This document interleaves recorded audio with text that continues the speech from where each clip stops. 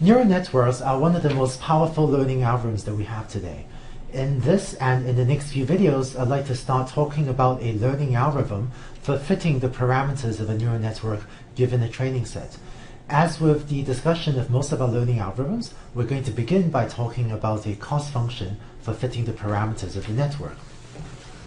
I'm going to focus on the application of neural networks to classification problems. So suppose we have a network like that shown on the left, and suppose we have a training set like this of xi comma yi pairs of m training examples. I'm going to use uppercase L to denote the total number of layers in this network. So for the network shown on the left, we would have capital L equals 4. And I'm going to use S subscript L to denote the number of units, that is the number of neurons, not counting the bias unit in layer L of the network. So for example, we would have S1, which is the input layer, has 3 units, S2 in my example has 5 units, and the output layer S4, which is also equal to SL because capital L is equal to 4, the output layer in my example on the left has 4 units. We're going to consider two types of classification problems. The first is binary classification, where the labels y are either 0 or 1. In this case, we would have one output unit. So this neural network on top has 4 output units, but if we had binary classification, we would have only one output unit that computes h of x. And the output of the neural network would be h of x is going to be a real number. And in this case, the number of output units SL, where L is again the index of the final layer, because that's the number of layers we have in the network. But so the number of units we have in the output layer is going to be equal to 1. In this case, to simplify notation later, I'm also going to set k equals 1. So you can think of k as also denoting the number of units in the output layer. The second type of classification problem we'll consider will be multi-class classification problem, where we may have k distinct classes. So our early example had this representation for y if we had 4 classes, and in this case we would have capital K output units, and our hypothesis will output vectors that are k-dimensional, and the number of output units will be equal to k. And usually we would have k greater than or equal to 3 in this case, because if we had 2 classes, then we don't need to use the 1 versus all method. We need to use the 1 versus all method only if we have k greater than or equal to 3 classes. So if we had only 2 classes, we would need to use only 1 output unit. Now let's define the cost function for our neural network. The cost function we use for the neural network is going to be a generalization of the one that we use for logistic regression.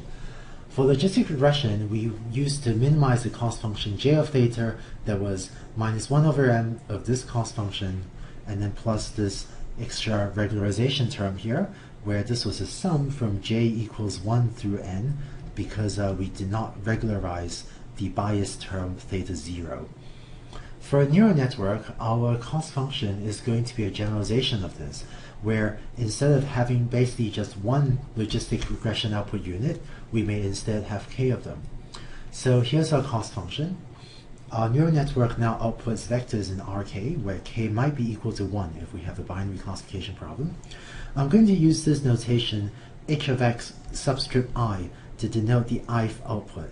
That is, h of x is a k-dimensional vector, and so this subscript I just selects out the ith element of the vector that is output by my neural network.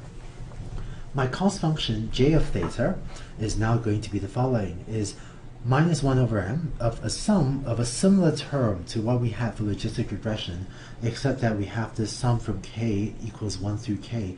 This summation is basically a sum over my k output unit. So if I have 4 output units, that is, if the final layer of my neural network has 4 output units, then this is a sum from k equals 1 through 4 of basically the logistic regression algorithm's cost function, but summing that cost function over each of my 4 output units in turn.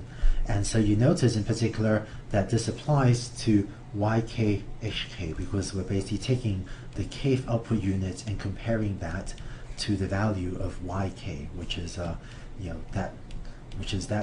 one of those vectors saying what class it should be.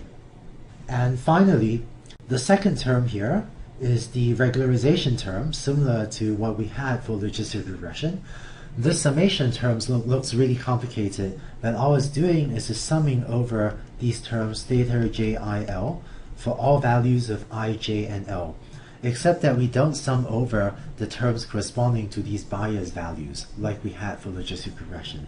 Concretely, we don't sum over the terms corresponding to where I is equal to 0. So that is because when we're computing the activation of a neuron, we have terms like these, theta I0 plus theta I1 x1 plus and so on, where I guess we could have a 2 there if this is the first hidden layer. And so the values with a 0 there, that corresponds to something that multiplies into an x0 or an a0.